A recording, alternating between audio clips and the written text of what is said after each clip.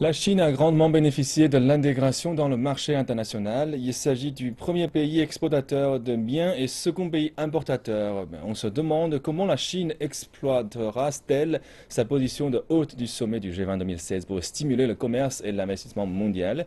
Reportage de Shanghai. L'économie internationale a connu de meilleurs moments.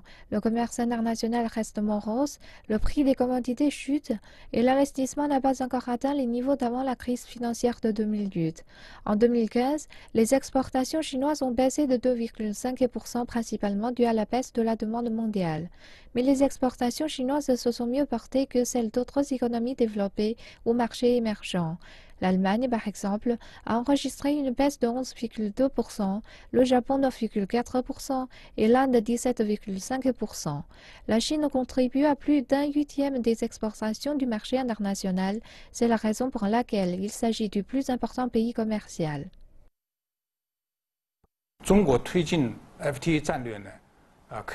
La stratégie de la Chine de faire progresser les accords de libre-échange après son adhésion à l'OMC a été considérée comme une mesure d'ouverture importante. Cela a résulté en de grands bénéfices. Outre le commerce, la Chine s'est également axée sur l'investissement dans le cadre des accords de libre-échange.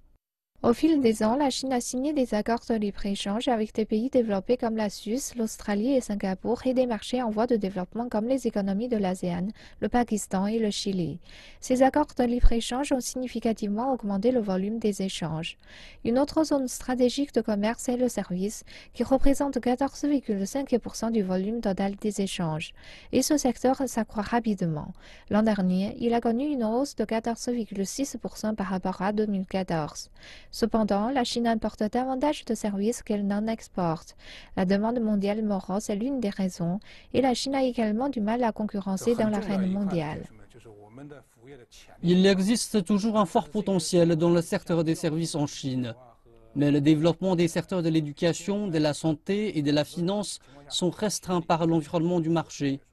La réforme de ces secteurs peut stimuler la croissance. Pendant ce temps, nous observons un important potentiel de développement dans les secteurs des services émergents comme la technologie de l'information. Les experts pensent qu'en offrant le secteur des services, cela augmentera la qualité de vie des Chinois et stimulera la croissance du marché national. La Chine cherchait à participer davantage au e-commerce mondial. Au travers d'efforts internationaux de coordination, le secteur peut améliorer l'efficacité des échanges et réduire fortement les coûts.